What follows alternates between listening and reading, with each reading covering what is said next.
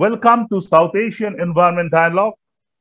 It's a program, as you all know, where we discuss a range of issues on environment and climate change across South Asia. And as South Asia is an important cog in the wheel in the global environment, so definitely global. And now the issue that is up front in South Asia is part of South Asia, mainly the Indian subcontinent, the countries like India, Bangladesh, and Pakistan. Part of those countries are under literally water. And it's flood situation in northeast of India. It's a flood situation in part of Bangladesh, flood situation in Pakistan as well.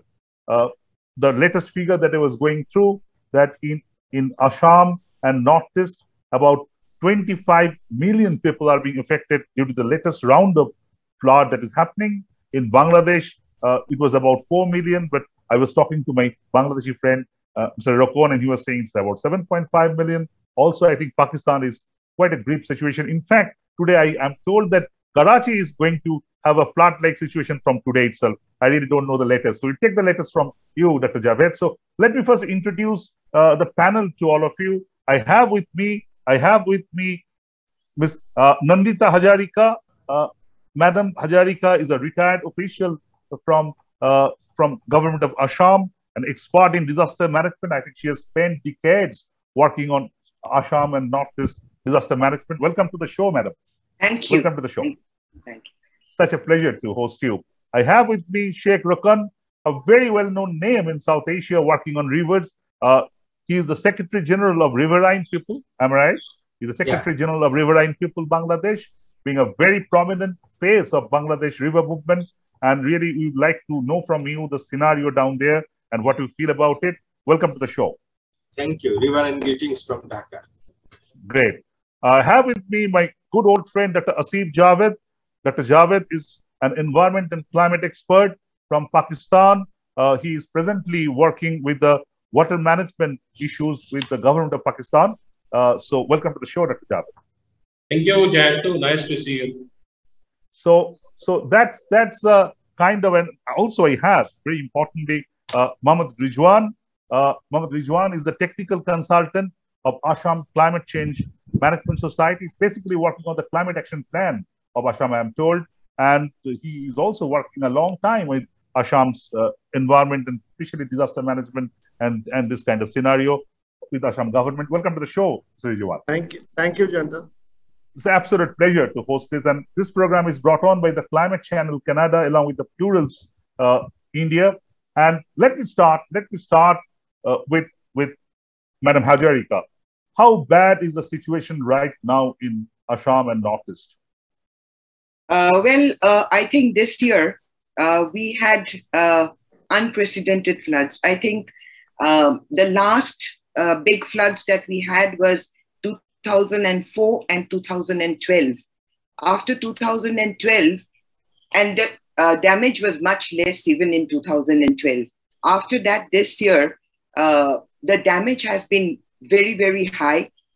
Losses have been high, and mainly because both floods and landslides occurred together. You see, very important. I'll come to that later.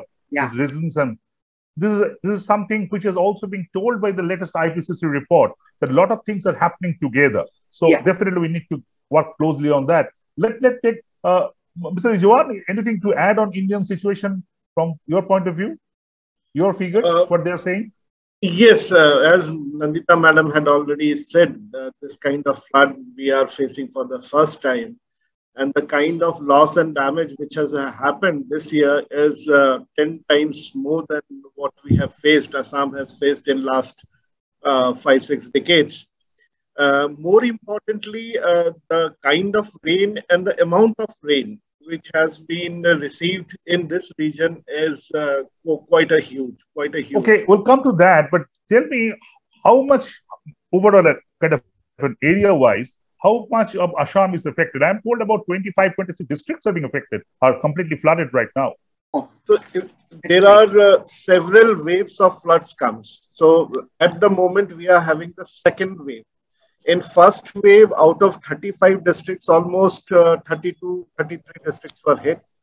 In the second wave, almost 25 to 26 are underwater, and over 76,000 hectares of land means agricultural lands were affected. So this was, and means we normally have human loss around say 50, 60, not more than that. But in second wave, it's almost 160 plus, which is quite a humongous figure. Absolutely humongous figure. In fact, the figure that I have with me, my team has sent me the figure. It's saying that 174 deaths so far in Assam and Northeast. So not really a small figure. Not really a small figure. And your kind of submission reminded me of COVID. We were used to the waves in terms of COVID. Now the waves in terms of floods. So everything is happening in waves. Let's go to Sheikh Rokon. Mr. Rokon, what is the situation in Bangladesh? Sylhet is still very bad. I think in Sylhet, the airport is also closed down right now. What's the current situation? I think the situation is improving in terms of water level.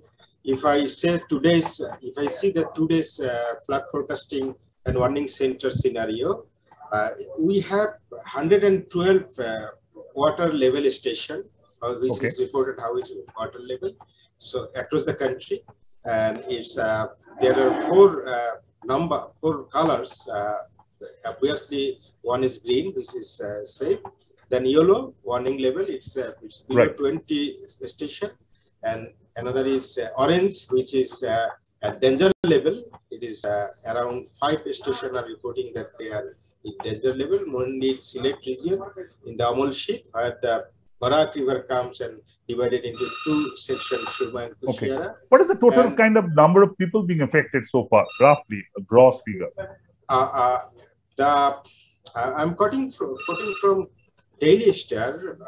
They have reported yesterday that 7.5 million people are affected in 18 districts across the country, and 4. Quite formidable. Quite formidable. Great. We'll come to the details, but let's know how it's happening in Pakistan. Dr. Javed, what's the situation in Pakistan right now? Jayanta, the floods that have occurred in India and Bangladesh last week, similar type of floods we had in 2010, when 30% of the area was, underwater. So when I was looking at this year until now, Pakistan is quite safe. We have a small wave of floods in Karachi and some areas, localized type of floods, but we don't have these type of floods that have actually occurred in India and Bangladesh.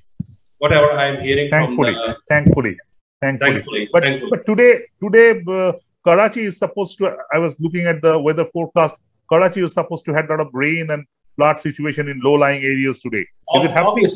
Obviously, monsoon has started, so there's a, there might be a cloud burst, there might be massive, rainfall, intense rainfall. So we can experience like floods, like situation in Karachi because it's low-lying area, something like that. So it's really amazing. If you look at the figures, about 25 million in India, about 7.5 million in Bangladesh, and also Pakistan, quite a formidable population. You are taking together, you are talking more than major countries in Europe. So just understand the word being used by Mr. Rizwan, humongous, is absolutely that. Really a huge scenario. Let me go back. Let me go back to Madam Hazarika. That you were saying that this is different.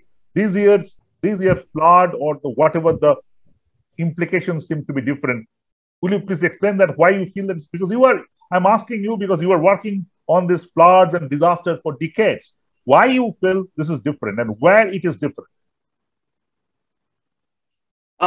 One is unprecedented high rainfall, probably because of climate change.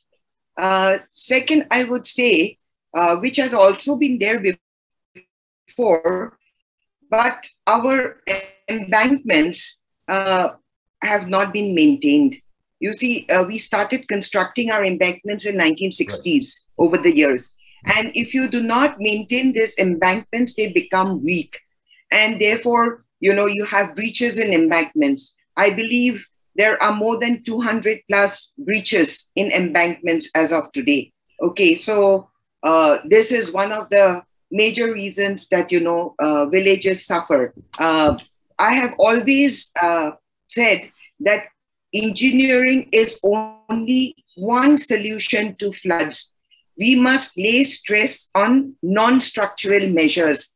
And this is where I think we have to work on, Right. whether we call the flood early warning system, what my colleague from Bangladesh was saying, that is the water level of particular rivers. But what is missing is if this water, which are the places or the revenue circles or the districts that it would be flooded, that type of, flood early warning still does not exist. We started one with ISRO collaboration, which is called the Flood Early Warning System, which tells us which revenue circles in the villages will be affected. But it has still remained only a decision support, and it has still not got down to the people. You started it in 2007 to I'll 9, come to that. And still today we have not improvised it. Absolutely. I think you have hit the nail, because flood is, maybe this year's flood is kind of a huge scale, but flood is nothing new for Northeast. No. Flood is nothing new for Assam. So why can't we have a proper system in place? Why can't we have a proper warning system in place? Some queries I think the government needs to answer. We'll come to that, but let also take Mohammad Rizwan's view on that. Mohammad Rizwan, first tell me anything to add that why this year's flood you feel special, is different from other years. See, as Nandita ma'am and other panel speakers have mentioned about the climate change, including you, if you see, there's a new study which has done by Potsdam Institute of Climate Change, which says any degree of temperature increase will increase rainfall. That's number one. So they are saying 1% increase will lead to 5% increase in rainfall, and especially in the monsoon area. That's number two. Third, there are different aspects of, which are anthropogenic. Encroachment of riverbanks, unplanned constructions or unplanned development.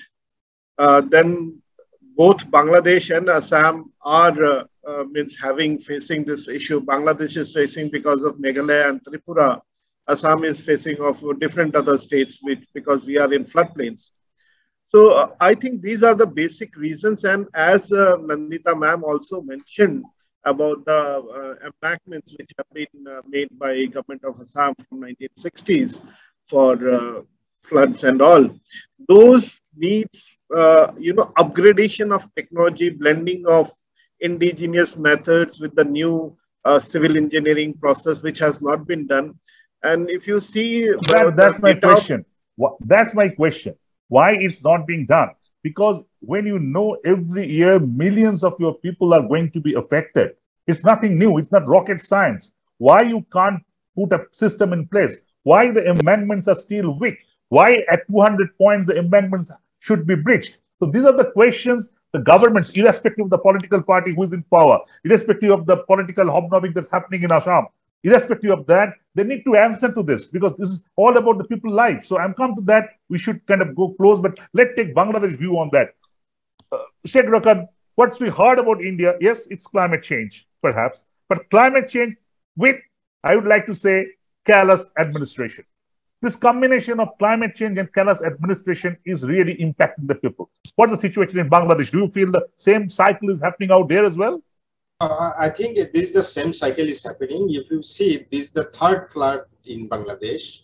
In this year, we had two floods earlier of this flood, and the flood forecasting center had warned in third week in May that another flood is coming, but there was no preparation the flood is coming.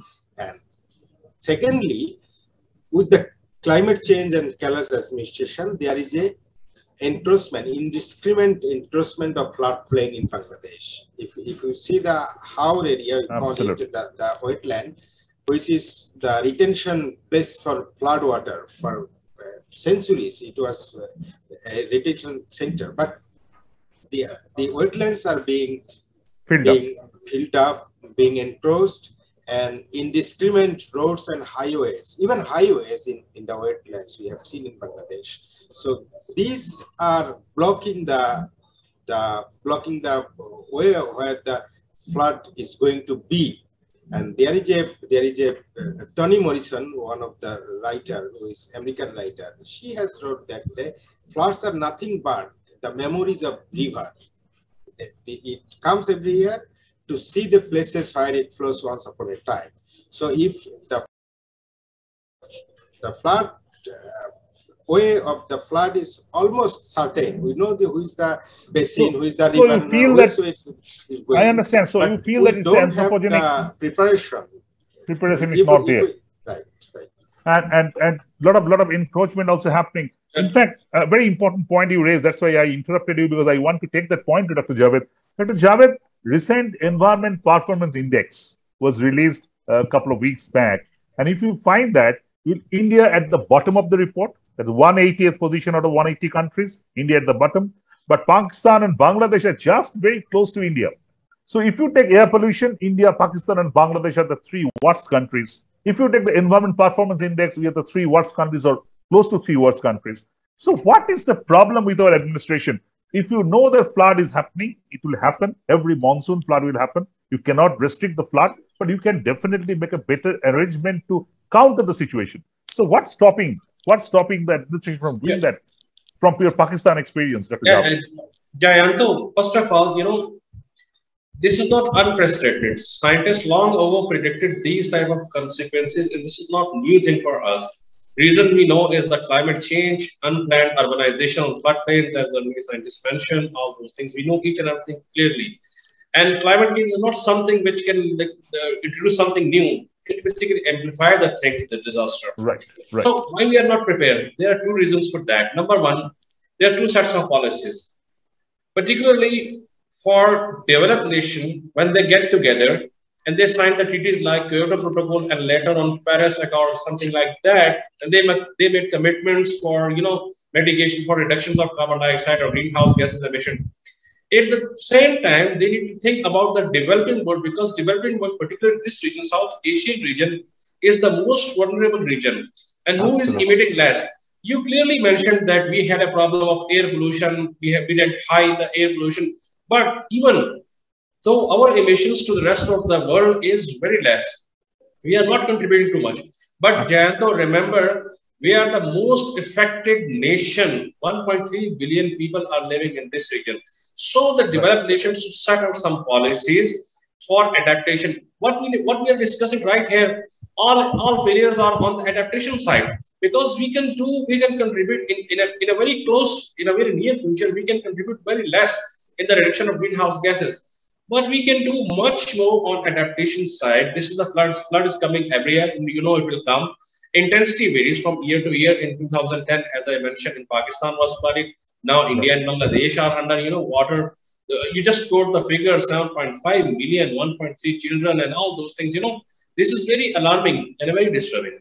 So I don't say this is unprecedented. I will call it as a nature's wake-up call. So at least we should wake up at this by this flood. Our government should wake up. Our civil society should wake up, and they should do something. And the international community should help this nation, this part of the world, which is largely affected by the climate change. Very important. But I have a view out here. I'll come to that yes, the developed countries have a huge role, because they have contributed to the carbon cauldron globally, and they have the responsibility, and this loss and damage need to be done by them. But at the same time, we also have our own responsibilities. Yes, we need to work at our end. I think perhaps that is missing sometimes. Isn't the fact? Yes, obviously, we have our own role. I mentioned so many times, we have to change our habits. Our government needs to change our habits, our policies. We need to vote, because ultimately we are suffering. Yes, people mindset needs to be changed also by the governments. They should come prioritize the problems, basically. Absolutely. This is the most important problem right now, at this level. Great. I think let that point, let probe a bit further, Madam Hazarika, because you have been working with Assam for so many decades now. And you mentioned about that the earlier issues about 2004 and 2012 likewise. So 2012, let's take 2012 benchmark. 2012, now we are at 2022. We know at 2009, the Copenhagen has happened. The world has woken up to the kind of threat of climate change. Series of international reports are there. There's nothing new, nothing extraordinary. But 2012 to 2022, this 10 years, the nature has given you time and space to work at your end. What exactly is something is wrong in Assam? Is it planning? Is it execution? Is it mindset? Is it politics? What exactly? Is it not fund enough? What's the problem in Assam? It's a combination of everything. You see, the first is, I doubt how many of our people understand climate change. You see, we talk at a certain level about climate change, but officials, do they take it seriously? Like, that it's going to impact our environment.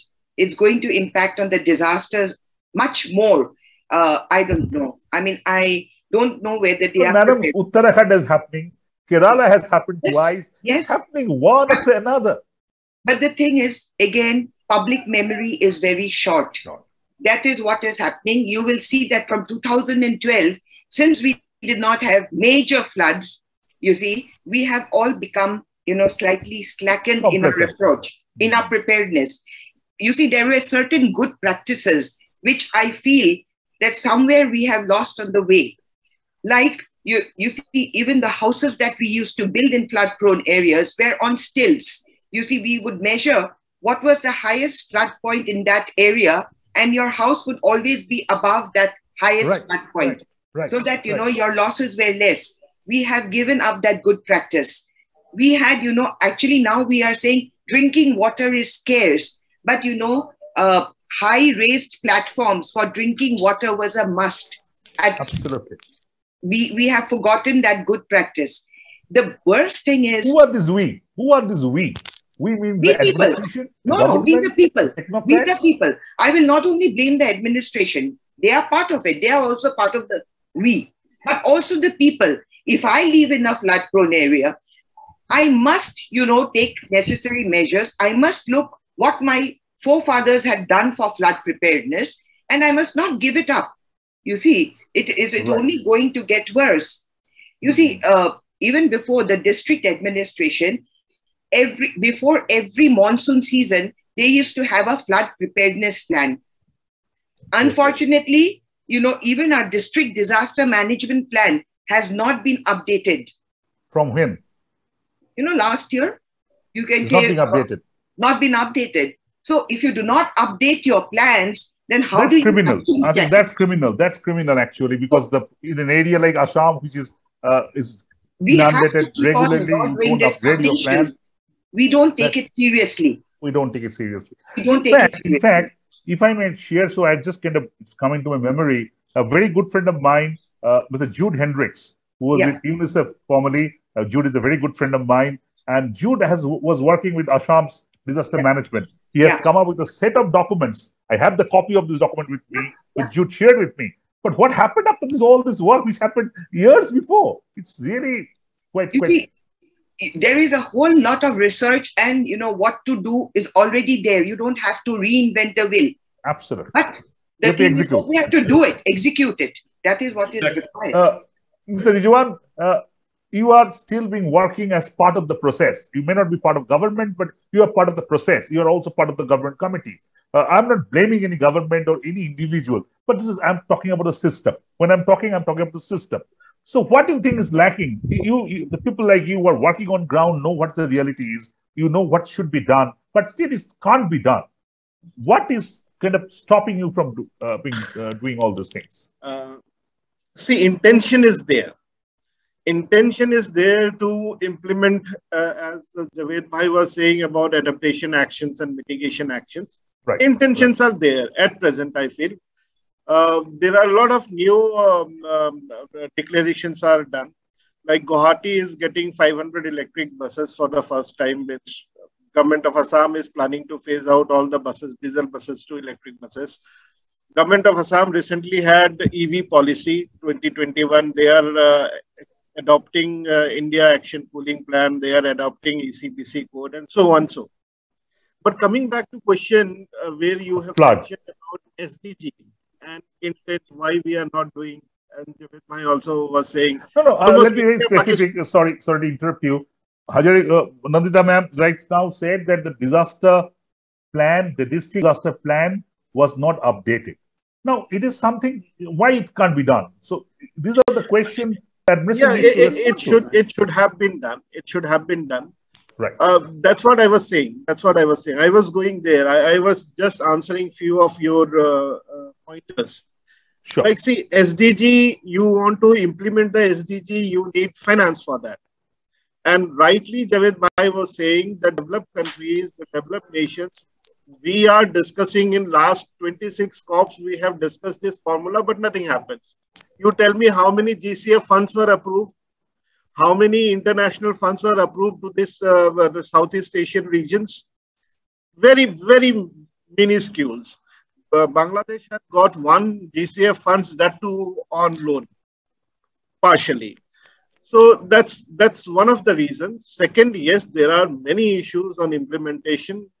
There are issues with, I always say, is that government of India has wonderful schemes, but they should have at least 10% of their finance earmarked to IEC. No one knows anything about it. SDG, how many we discuss in closed doors, Assam Administrative Staff College, and here 5-star hotels, 4-star hotels, and district headquarters. That's it. Implementation, people needs to know what is SDG. And when Nandita Hazarika madam was saying about who encroached the river banks? Who encroached the wetlands? I would say who allowed. I would say who have allowed to encroach.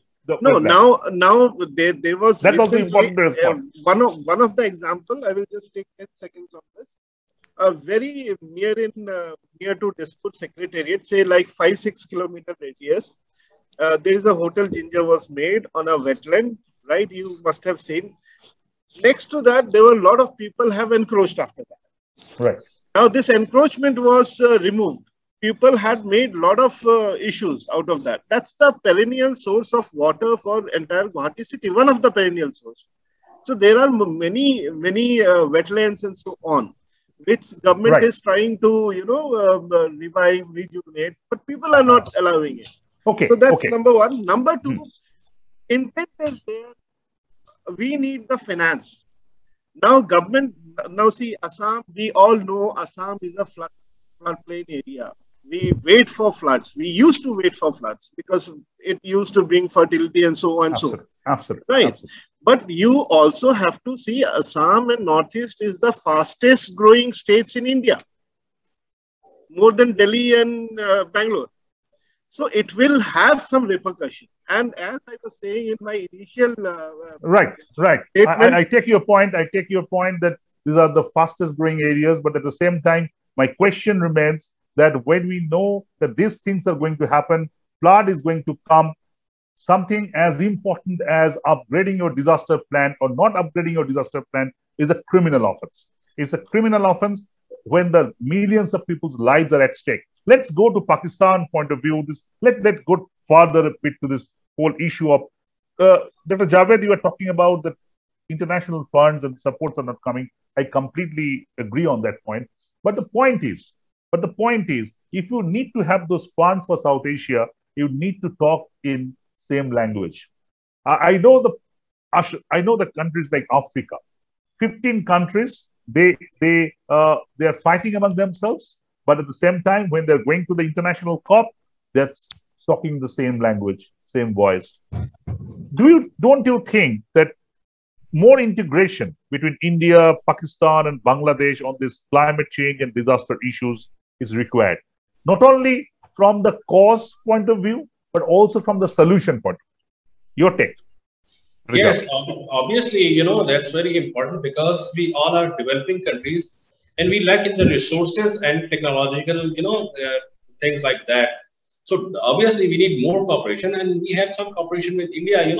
Indus Water Treaty was signed, so we have clear division of rivers on the water, so we can go together on many issues. And these issues are not particularly because climate change or environmental issues or water issues, they don't have any boundaries. Well, they don't have any boundaries. So obviously, we need to mutually, we need to have a single stand.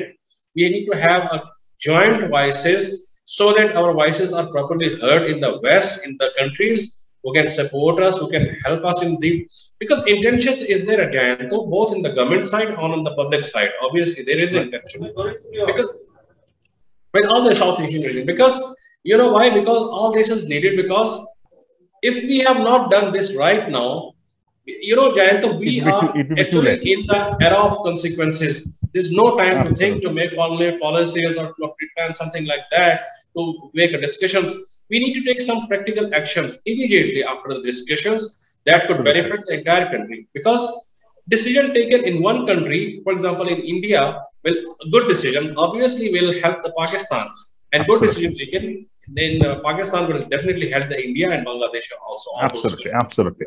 That's the most important. I think very important point being raised by Dr. Javed. In fact, if you go to the ARC's report, the ARC's report of IPCC, which has been released a few months back, you will find that the South Asia, the projection is South Asia is going to be impacted much more. So Yes. unless South Asian countries start to work together, and the deadline they're saying that by 2025, we have to start working on these adaptation issues. So I think it's high time that India, Bangladesh, and Pakistan go beyond their geopolitics and start Exactly. working on climate change and the issues like that. Dr. Rokon, Altogether. Sundarban, your Sundarban, our Sundarban.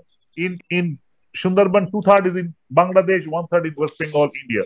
Hardly we talk together. What's your take on that? What's your take on this overall collaboration part and the government, so-called government? Why the government is not can't be made more active? Well, Jayanta, but I think we have to turn around to the river again, because Right. we share the same basin. If you see, especially the Ganga, Brahmaputra, and Meghna, this is the same basin, in fact, and the same things are happening. The deforestation and mining in India is affecting the rivers in Bangladesh, and so we cannot contain the flood properly. So the flood can be managed with the riverine way. And if we see the Sundarban, this the same Sundarban is stressing in India and Bangladesh. Fact is that we have been talking on the issue, the regional cooperation, the collaboration between India, Bangladesh, and even among the South Asian countries. But fact is that we are talking only. There is no formidable progress in the collaboration and jointly working jointly. Action on ground. Action on ground. So this is the time. This, if you said about geopolitics, I think it's geographically it is the same country, same region. We don't have the geographical division. So keeping aside the politics, we have to talk about geography, because geographical issues are affecting us largely, affecting us collectively. The same flood is affecting Bangladesh and India. The same deforestation is affecting India, Bangladesh, and same cyclone, same salinity affecting ourselves. There is a saying that you have to let the river go to the sea, ocean. Right. Otherwise, the ocean will come up and it would be dangerous. And Absolutely. that's the symptom we're seeing across the South Asian countries. Ocean is coming up through the river. So this is the time to work together and collectively. In fact, very, very important point you raised. Maybe another day we'll talk at details about it. Few days back, I was talking to Medha Patkaji, and she was referring that when the Narmada movement was happening and we opposed, nobody heard and kind of took any action on that. Now the ocean has come up about 80 kilometers towards Narmada and completely turned it saline. So something, nature is working together. Right. Be it India, in Bangladesh, in Pakistan. But we the people, who are we the people, are not doing anything about it. And that's extremely important. And I have about 5 minutes time very quickly to round up. Let's start with Madam Hazarika, that this whole issue of working together is not, I completely agree with Sheikh Rokon that we are talking about it. but we are not implementing it. The geopolitics is preventing us from doing it. What's the model? Do you think that if governments can't do it, the people like you, who the tier 2, tier 3 academicians, experts, they need to talk together, put it up, put pressure on the governments to work together? What's your view? What's the solution out of it? Ultimately, we have to all work together. And I think governments can also work together. I don't think that they cannot work. I have a very good example of Bhutan government and Assam government. We are actually, when they release water from the Kuruchi Dam, they give us a warning before. That was because the deputy commissioners of the districts that were close by and the CWC has worked with them, and we get this information. So it is not that, governments cannot work together. We have to understand and we have to see a way. But of course, the pressure has to be built up because the boundary issues are man-made. The natural rivers are flowing in its own course. So we have to understand that. I think the civil society has to work, build pressure so that, be heard. The government hears and, the voice gets louder. The voice gets louder and reaches where it should be. It should be. I still remember when the Iraq-Iran war was happening, there was black rain in Kashmir. So you can't stop the nature from doing the damage it's been doing. So that's border. The nature doesn't have any visa issue. So they can go beyond the political boundaries. Mr. Rizwan, your take on, is it possible? Because I know there are some projects being happening between India, Bangladesh, India, Pakistan, where non-profits are working together on a lot of issues. I know a lot of projects are happening. So you think it can be done in a more larger level very quickly on the government level or tier 2 level? Yes, of course. Flood control. Because you see, few days back, the heat stress was happening all over in North India and Pakistan. The entire area was under heat. And now we are all having flood. And we just are watching one country watching another country watching another. Jayanta, at the same time, for 2 or 3 days, weather was very pleasant in Islamabad. We have never seen such type of pleasant weather. So this is all unprecedented weather, that's happening around.